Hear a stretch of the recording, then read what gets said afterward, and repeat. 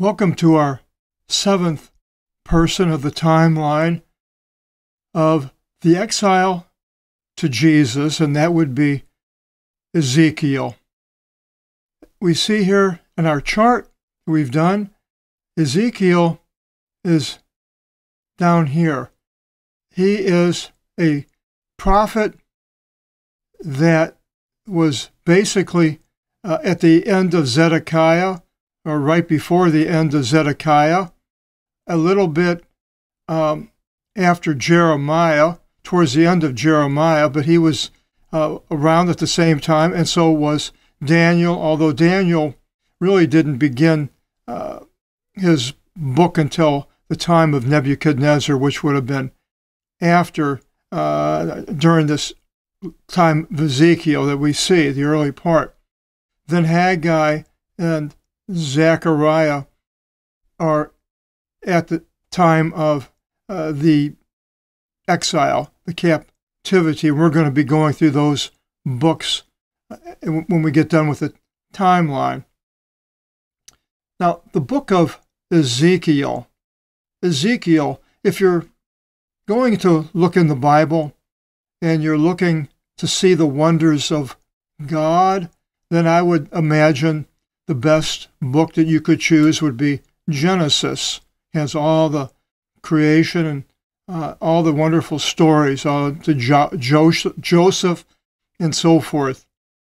But if you're looking for solace, then you might go to the book of Psalms. And then again, if you're looking for guidance, you might go to the book of Proverbs. But if you want to find out about the future that relates to Israel, the Christians in the past, a time of Jesus, the present, and the future, you would go to the book of Ezekiel. Now, why the Jews today study the Torah, I don't know, because from the book of Ezekiel, the law is going to be changed, the temple is going to be changed, the priesthood is going to be changed. All that's laid out in the last 10 chapters of the book of Ezekiel. Now we'll go into a list that I made of the book of Ezekiel, and this is the dates of the captivity that are mentioned. He was always mentioning a certain year of the captivity, and all these places here, I'll go through slowly, so if you want to copy them, you can. They're all in this list, the date, the 12th year, the 12th month, the first day, and what chapter it's in. But as we go through this person of Ezekiel, I'm not going to bring everything out in the whole book. We're not going through the book of Ezekiel, but a timeline of a man that was that was living during that period of time, Ezekiel. So as we go through here, I'll point out certain interesting facts that you can check out more as we go through the book. In chapter 1, now we see that this was the 13th number so we see that the first mention, the earliest mention, is the 6th year, the 6th month, the 5th day. And that's in chapter 8. But down here, the last chapter, actually, in chapter 1, it mentions the last date, the 30th year. So if Ezekiel is around that far, then there would have been 40 more years left of the 70 years. So now we'll go through, and I highlighted the years. This was the number 13th in the list, and the vision of the living creatures, the wheels, and the throne. Chapter 2, the 5th year of Jehoiakim's captivity. So this shows us that Ezekiel wrote during the time of the exile, because he's talking about writing here in what happened in the 5th year of Jehoiakim's captivity. Now, Jehoiakim's captivity is not the same as all of these. These are the year of the exile. Jehoiachin was king before the captivity was completely taken. The earlier captivity of Nebuchadnezzar started with Jehoiakim, his father, but not with Jehoiachin. And Zedekiah after Jehoiachin, and Zedekiah was Jehoiachin's uncle, brother of Jehoiakim, and Zedekiah, when he goes into captivity, then that's when it actually the second time that Nebuchadnezzar came against Jerusalem. And Ezekiel sent as a prophet to a rebelling house, and Ezekiel's told to eat the scroll. And he enters to the captivity at the river Chebar. So here we see Ezekiel in action going to the captivity wherever this river Chebar was. He's appointed watchman, and then he was given bonds like manacles, and were appointed to, he had to walk around with these bonds, and it was a foretelling of these people being led away bound to Babylon. Chapter 4, we have the brick of the frying pan, which was signifying a battlement around, at Zedekiah's time, around Jerusalem, and the siege of Jerusalem in chapter 4. So copying all this down, you can all go to different things if you want to, different subjects. Chapter 5, the siege continues, famine, plague, sword, and dispersion. Chapter 6 is against the mountains of Israel and the sacred precincts. Chapter 7, the end has come to Israel, the priests, prophets, and elders. Chapter 8, there's a date. It's the first earliest year. So this was chapter 8 is actually the first at the beginning of the 6th year. And he's talking about the second vision of a man who takes Ezekiel into heaven, and then the glory of the Lord appears, and 25 men. You can go through and find these all out in the book of Ezekiel. 9, Jerusalem's punishment. 10, the throne and the glory and the cherubim depart from the temple. Chapter 11, against those 25 men, prophecy against Israel, a future restoration and the wheels, and Ezekiel goes to Chaldea or Babylon. So we see him now going into Babylon with the people. Chapter 12, it talks about the time before Zedekiah's escape and how he escapes. So we know that this Ezekiel lived in this time. The rebelling house. Chapter 13, against the prophets, prophetesses. Chapter 14, against the false prophets. And then he mentions this interesting Noah, Daniel, and Job. Well, Daniel was living at the time of Ezekiel. Some people have a problem dating because he's mentioning Daniel, and they think it's later and so forth. Chapter 15, the parable of the vine. 16, the origins of Jerusalem. The harlot Jerusalem fornicates. Judgment against Jerusalem, Samaria and Sodom, equated with Jerusalem. Chapter 17, Babylon, the eagles and the vine. Zedekiah's death in Babylon is foretold, so this is before the death of Zedekiah. Chapter 18, a parable of the unripe grape. The ideal versus the reality of Israel. The sins of the fathers are not on the sons, and a turning of the way away from God or towards God. Chapter 19, the parable of lamentation, that's misspelled there, against the ruler. Israel, the lion and the cub. And Zedekiah taken in a wicker cage, foretold. Then the 7th year, chapter 20 here, Ezekiel speaks to the elders in Chaldea, maybe, the development of Israel, judgment and restoration, and the Negev is devoured, the southern part of Israel today.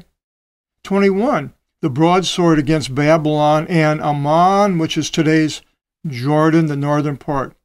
Actually, the city of Ammon is the capital.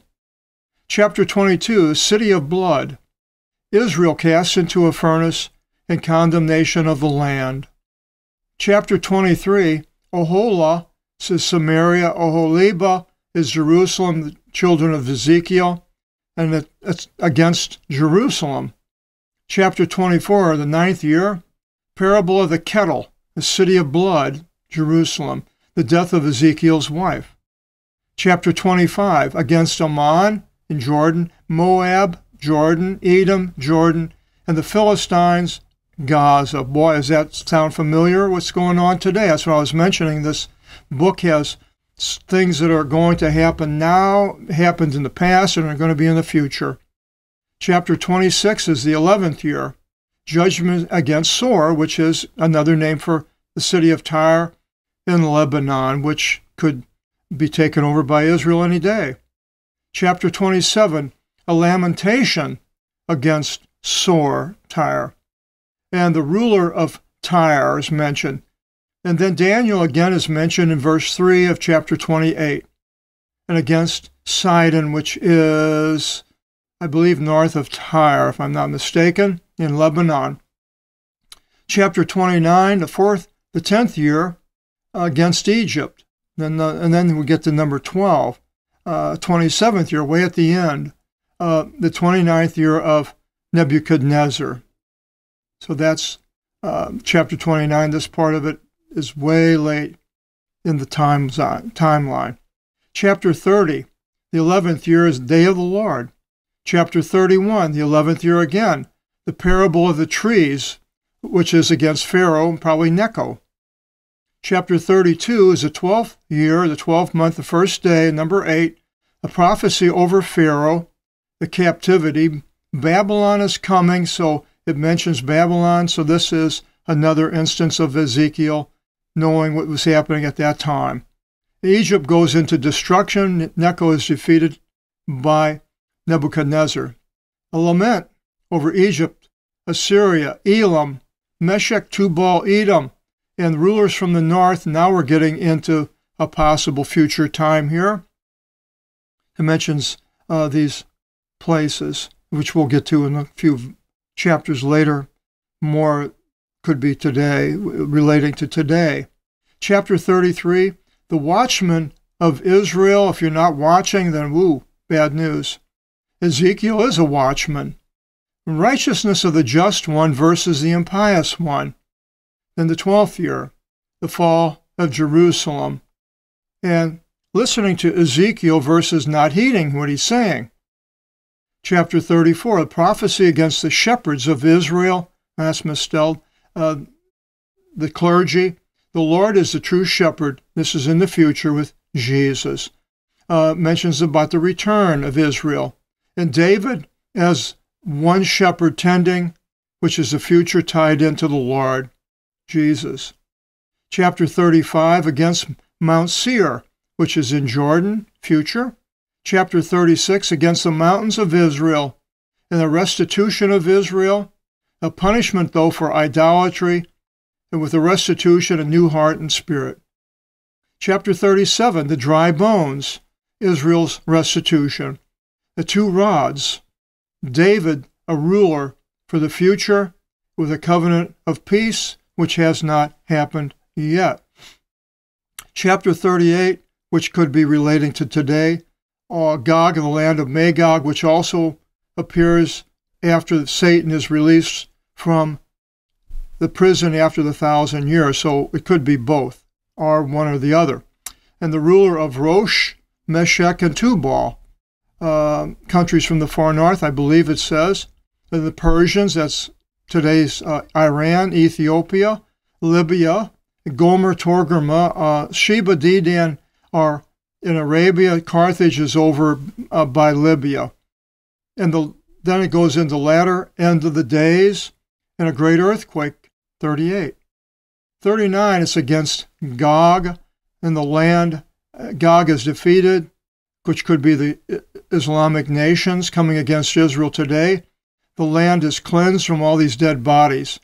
And the nations then will know, and then verse 28, I think it's something in the future, possibly now, but maybe far after, at the Gog and Magog war at the end of the 1,000 years.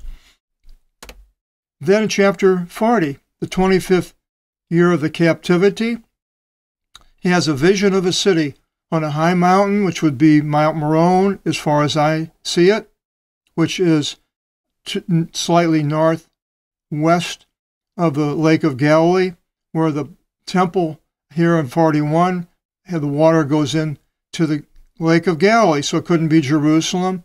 Chapter 42, the priesthood, new priesthood, Zadok. The 43, God's glory returns. The last time the glory of God was in the temple was in the person of Jesus. And now it left, and now the glory is returning. Chapter 44, the Lord will go through the east gate. And then the leader, which is in Greek, igumenos, the hegemon, a little bit different spelling than one down here a little bit later, and the sons of Zadok, the true priests. Chapter 45, it talks about the sanctuary, the holidays on the 7th month, first month, 14th day, 7th month, 15th day. Chapter 46, you got the egumenon, the hegemon again, very similar to egumenos. This should be aphigumenos. 47, healing waters from the house, and then the borders of the land. And finally, chapter 48, the borders of the tribes, all different borders, and they all layered to the center where Mount Meron is, and then they go up all the way to the entrance of Hamath, and they stop above the Negev, because the Negev will be destroyed. I'm not sure what's going to be left of Jerusalem by that time. Then he talks about the various gates of the city. So the person of Ezekiel, I think, if you're a Jew, would be the number one book you would want to read. Now, I'm questioning whether the Jews even teach Ezekiel. I'm not knowledgeable of what exactly the Jews do teach in Israel or even here. But Christians, we go through the whole Bible, Genesis, all the way through the book of Revelation. And Ezekiel, to me, is one of the most important books to read if you want to know about things that are happening, going to happen now and in the future. Our next person in the timeline is going to be number 8, Daniel. Hope you'll join us with Daniel. Until then, God bless.